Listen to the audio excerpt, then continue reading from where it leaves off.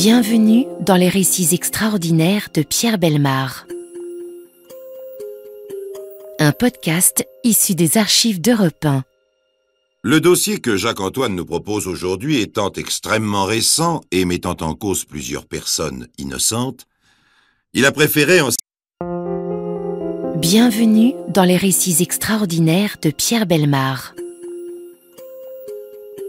Un podcast issu des archives d'Europe 1.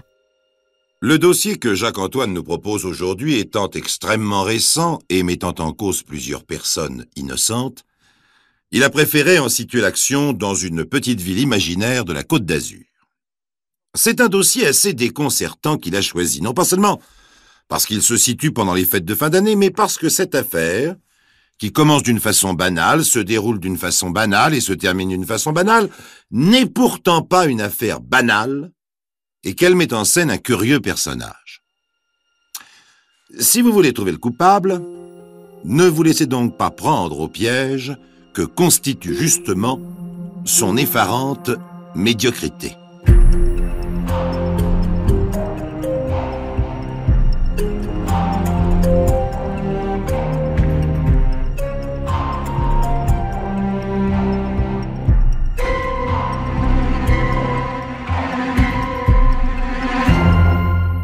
Monsieur Pellenoir est un employé ponctuel. Pas beau, pas méchant, pas marié, pas riche, pas très élégant, pas grand, bref, pas mariole, mais ponctuel.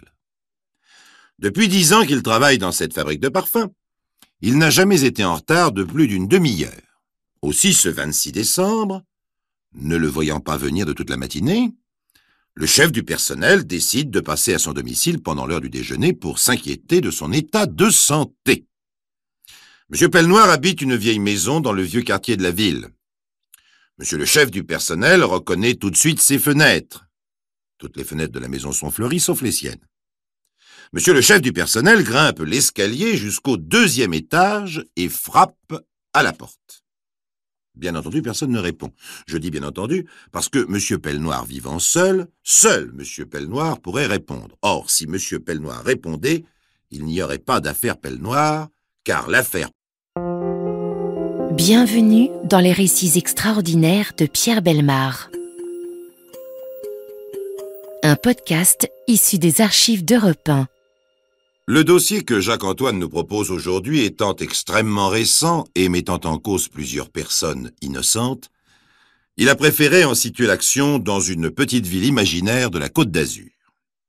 C'est un dossier assez déconcertant qu'il a choisi, non pas seulement parce qu'il se situe pendant les fêtes de fin d'année, mais parce que cette affaire, qui commence d'une façon banale, se déroule d'une façon banale et se termine d'une façon banale, n'est pourtant pas une affaire banale et qu'elle met en scène un curieux personnage. Si vous voulez trouver le coupable, ne vous laissez donc pas prendre au piège que constitue justement son effarante médiocrité.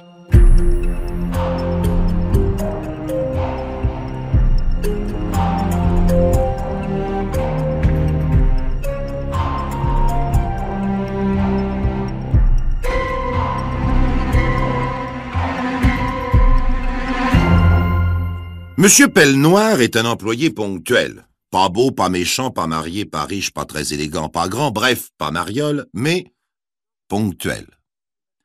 Depuis 10 ans qu'il travaille dans cette fabrique de parfums, il n'a jamais été en retard de plus d'une demi-heure. Aussi, ce 26 décembre, ne le voyant pas venir de toute la matinée, le chef du personnel décide de passer à son domicile pendant l'heure du déjeuner pour s'inquiéter de son état de santé. Monsieur Pellenoir habite une vieille maison dans le vieux quartier de la ville. Monsieur le chef du personnel reconnaît tout de suite ses fenêtres. Toutes les fenêtres de la maison sont fleuries, sauf les siennes. Monsieur le chef du personnel grimpe l'escalier jusqu'au 2e étage et frappe à la porte. Bien entendu, personne ne répond.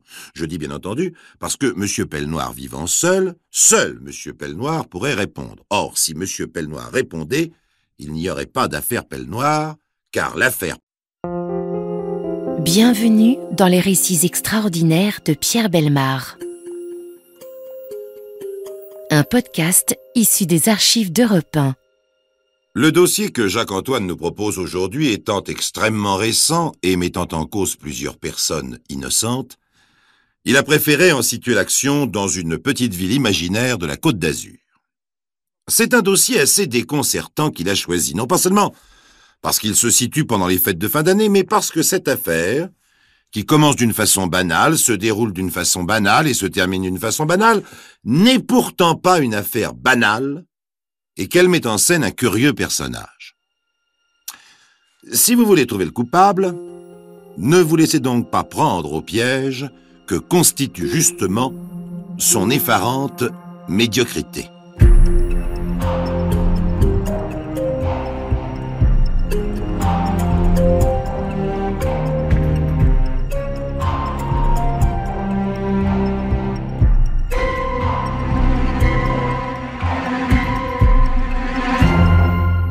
Monsieur Pellenoir est un employé ponctuel. Pas beau, pas méchant, pas marié, pas riche, pas très élégant, pas grand, bref, pas mariole, mais ponctuel. Depuis 10 ans qu'il travaille dans cette fabrique de parfums, il n'a jamais été en retard de plus d'une demi-heure. Aussi, ce 26 décembre, ne le voyant pas venir de toute la matinée, le chef du personnel décide de passer à son domicile pendant l'heure du déjeuner pour s'inquiéter de son état de santé. Monsieur Pellenoir habite une vieille maison dans le vieux quartier de la ville. Monsieur le chef du personnel reconnaît tout de suite ses fenêtres. Toutes les fenêtres de la maison sont fleuries, sauf les siennes. Monsieur le chef du personnel grimpe l'escalier jusqu'au 2e étage et frappe à la porte. Bien entendu, personne ne répond. Je dis bien entendu parce que Monsieur Pellenoir vivant seul Monsieur Pellenoir pourrait répondre. Or, si Monsieur Pellenoir répondait, il n'y aurait pas d'affaire Pellenoir, car l'affaire... Bienvenue dans les récits extraordinaires de Pierre Bellemare. Un podcast issu des archives d'Europe 1. Le dossier que Jacques-Antoine nous propose aujourd'hui étant extrêmement récent et mettant en cause plusieurs personnes innocentes, il a préféré en situer l'action dans une petite ville imaginaire de la Côte d'Azur. C'est un dossier assez déconcertant qu'il a choisi, non pas seulement parce qu'il se situe pendant les fêtes de fin d'année, mais parce que cette affaire, qui commence d'une façon banale, se déroule d'une façon banale et se termine d'une façon banale, n'est pourtant pas une affaire banale et qu'elle met en scène un curieux personnage. Si vous voulez trouver le coupable, ne vous laissez donc pas prendre au piège que constitue justement son effarante médiocrité.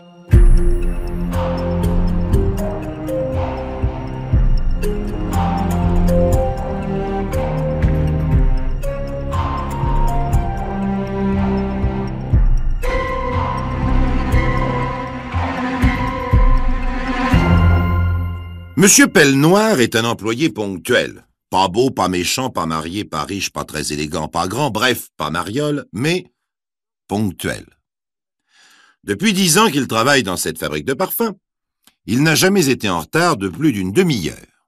Aussi, ce 26 décembre, ne le voyant pas venir de toute la matinée, le chef du personnel décide de passer à son domicile pendant l'heure du déjeuner pour s'inquiéter de son état de santé. Monsieur Pellenoir habite une vieille maison dans le vieux quartier de la ville. Monsieur le chef du personnel reconnaît tout de suite ses fenêtres. Toutes les fenêtres de la maison sont fleuries, sauf les siennes. Monsieur le chef du personnel grimpe l'escalier jusqu'au 2e étage et frappe à la porte. Bien entendu, personne ne répond. Je dis bien entendu parce que Monsieur Pellenoir vivant seul Monsieur Pellenoir pourrait répondre. Or, si Monsieur Pellenoir répondait, il n'y aurait pas d'affaire Pellenoir, car l'affaire... Bienvenue dans les récits extraordinaires de Pierre Bellemare. Un podcast issu des archives d'Europe 1. Le dossier que Jacques-Antoine nous propose aujourd'hui étant extrêmement récent et mettant en cause plusieurs personnes innocentes, il a préféré en situer l'action dans une petite ville imaginaire de la Côte d'Azur. C'est un dossier assez déconcertant qu'il a choisi, non pas seulement parce qu'il se situe pendant les fêtes de fin d'année, mais parce que cette affaire, qui commence d'une façon banale, se déroule d'une façon banale et se termine d'une façon banale, n'est pourtant pas une affaire banale et qu'elle met en scène un curieux personnage. Si vous voulez trouver le coupable, ne vous laissez donc pas prendre au piège que constitue justement son effarante médiocrité.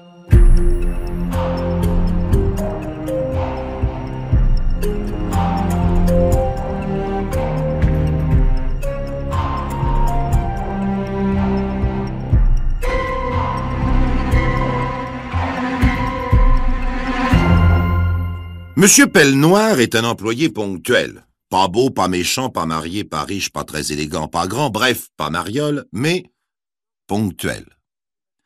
Depuis 10 ans qu'il travaille dans cette fabrique de parfums, il n'a jamais été en retard de plus d'une demi-heure. Aussi, ce 26 décembre, ne le voyant pas venir de toute la matinée, le chef du personnel décide de passer à son domicile pendant l'heure du déjeuner pour s'inquiéter de son état de santé. Monsieur Pellenoir habite une vieille maison dans le vieux quartier de la ville. Monsieur le chef du personnel reconnaît tout de suite ses fenêtres. Toutes les fenêtres de la maison sont fleuries, sauf les siennes. Monsieur le chef du personnel grimpe l'escalier jusqu'au 2e étage et frappe à la porte. Bien entendu, personne ne répond. Je dis bien entendu parce que Monsieur Pellenoir vivant seul Monsieur Pellenoir pourrait répondre. Or, si Monsieur Pellenoir répondait, il n'y aurait pas d'affaire Pellenoir, car l'affaire... Bienvenue dans les récits extraordinaires de Pierre Bellemare. Un podcast issu des archives d'Europe 1. Le dossier que Jacques-Antoine nous propose aujourd'hui étant extrêmement récent et mettant en cause plusieurs personnes innocentes, il a préféré en situer l'action dans une petite ville imaginaire de la Côte d'Azur. C'est un dossier assez déconcertant qu'il a choisi, non pas seulement parce qu'il se situe pendant les fêtes de fin d'année, mais parce que cette affaire, qui commence d'une façon banale, se déroule d'une façon banale et se termine d'une façon banale, n'est pourtant pas une affaire banale, et qu'elle met en scène un curieux personnage. Si vous voulez trouver le coupable, ne vous laissez donc pas prendre au piège que constitue justement son effarante médiocrité.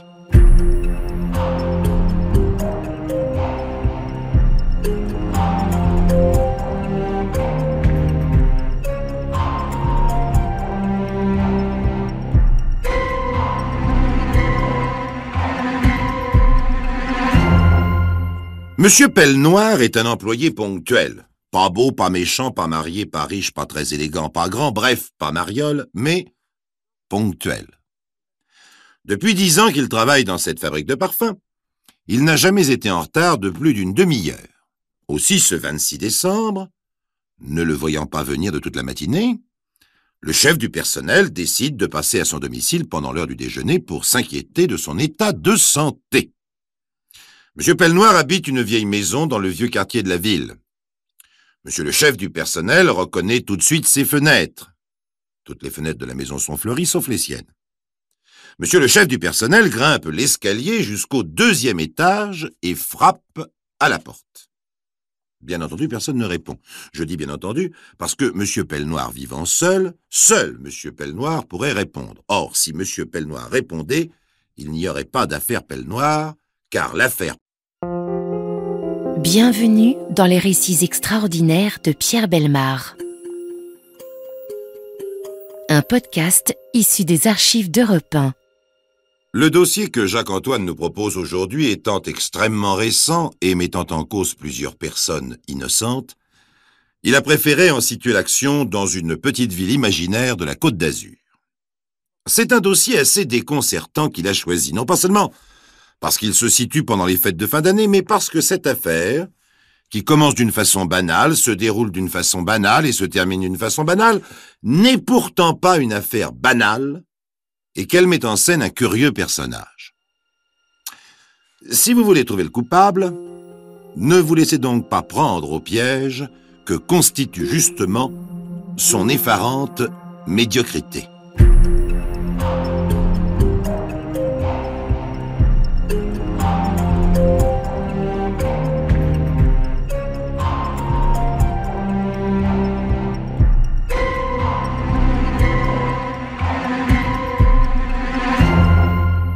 Monsieur Pellenoir est un employé ponctuel. Pas beau, pas méchant, pas marié, pas riche, pas très élégant, pas grand, bref, pas mariole, mais ponctuel. Depuis 10 ans qu'il travaille dans cette fabrique de parfums, il n'a jamais été en retard de plus d'une demi-heure. Aussi, ce 26 décembre, ne le voyant pas venir de toute la matinée, le chef du personnel décide de passer à son domicile pendant l'heure du déjeuner pour s'inquiéter de son état de santé. Monsieur Pellenoir habite une vieille maison dans le vieux quartier de la ville. Monsieur le chef du personnel reconnaît tout de suite ses fenêtres. Toutes les fenêtres de la maison sont fleuries, sauf les siennes. Monsieur le chef du personnel grimpe l'escalier jusqu'au 2e étage et frappe à la porte. Bien entendu, personne ne répond.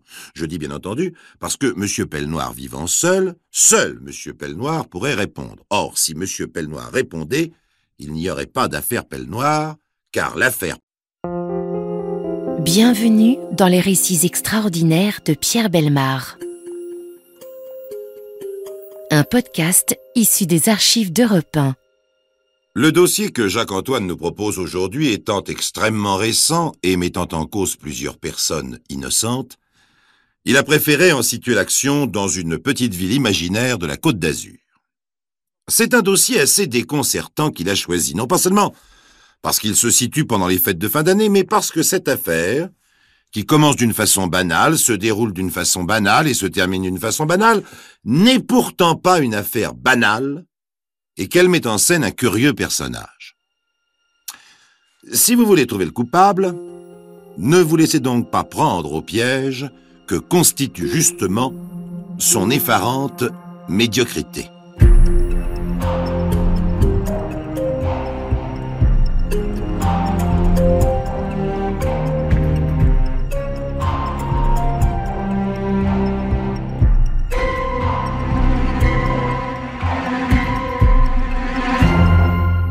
Monsieur Pellenoir est un employé ponctuel. Pas beau, pas méchant, pas marié, pas riche, pas très élégant, pas grand, bref, pas mariole, mais ponctuel.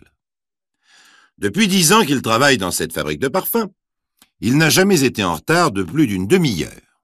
Aussi, ce 26 décembre, ne le voyant pas venir de toute la matinée, le chef du personnel décide de passer à son domicile pendant l'heure du déjeuner pour s'inquiéter de son état de santé.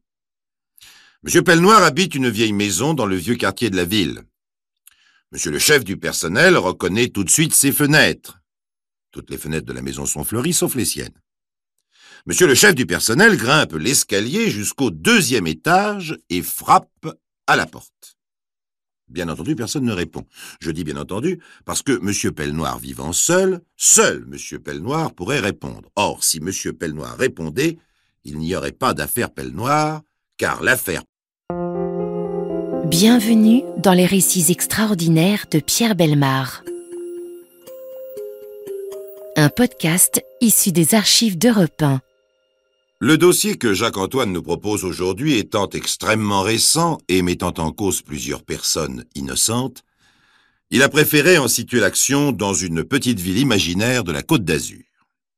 C'est un dossier assez déconcertant qu'il a choisi, non pas seulement parce qu'il se situe pendant les fêtes de fin d'année, mais parce que cette affaire, qui commence d'une façon banale, se déroule d'une façon banale et se termine d'une façon banale, n'est pourtant pas une affaire banale, et qu'elle met en scène un curieux personnage. Si vous voulez trouver le coupable, ne vous laissez donc pas prendre au piège que constitue justement son effarante médiocrité.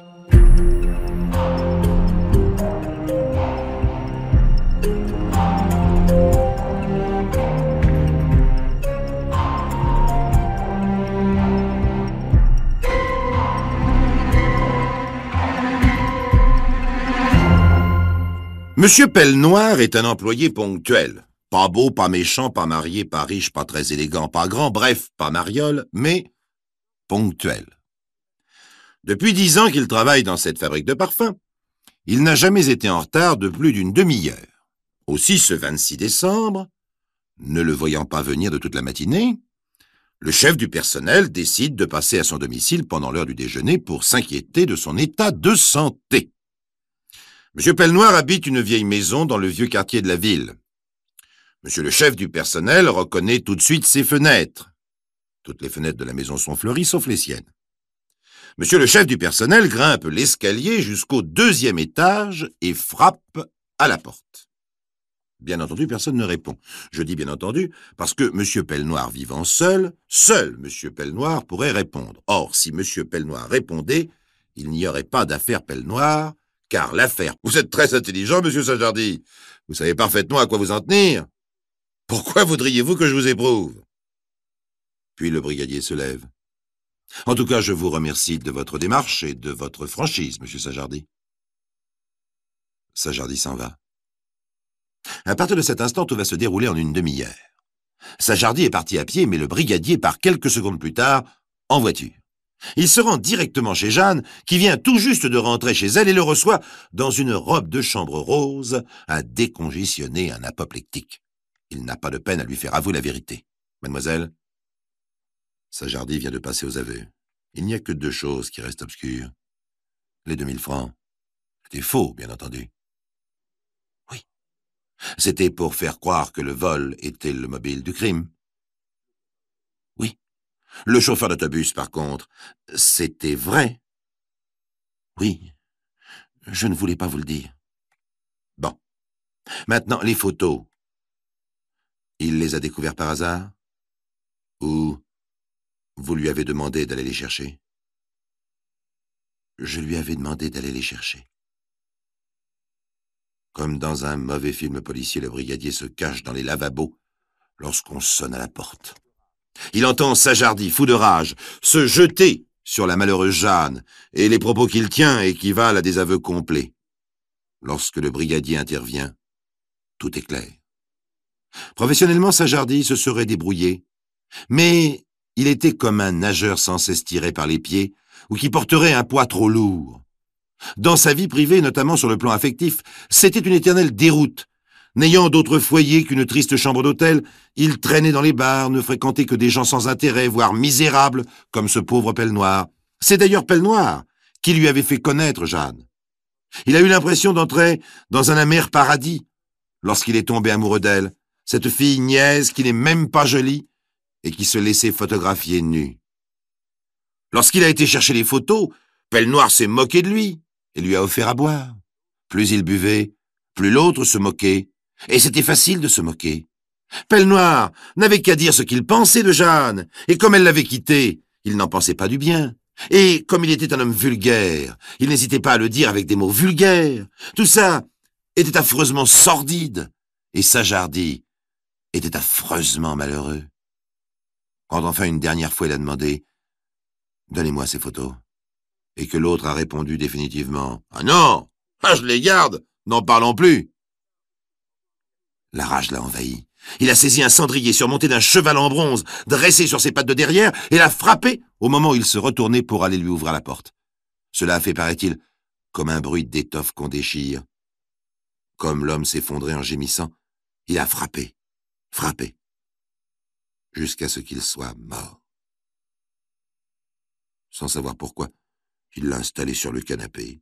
Il a emmené le verre dans lequel il avait bu et le cendrier pour qu'on ne trouve pas ses empreintes. Il a hésité à emmener les fameuses photographies. Puis, réfléchissant qu'elles pouvaient constituer un mobile et que leur disparition le désignait comme coupable, il les a laissées. Éthylique, névrosé, animé de pulsions suicidaires, Sajardi est aujourd'hui quelque part dans un asile. Ah, j'espère, chers amis, que cette histoire vous fera comprendre combien vous êtes heureux d'être ce que vous êtes en ce 1er janvier 1976.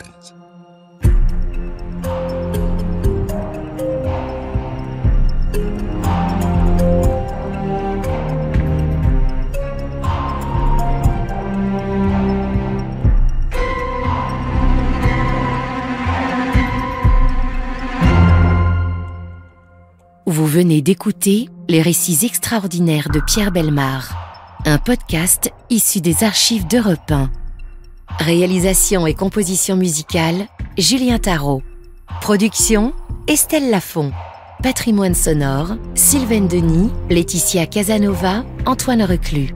Remerciements à Roselyne Bellemare. Les récits extraordinaires sont disponibles sur le site et l'appli Europe 1.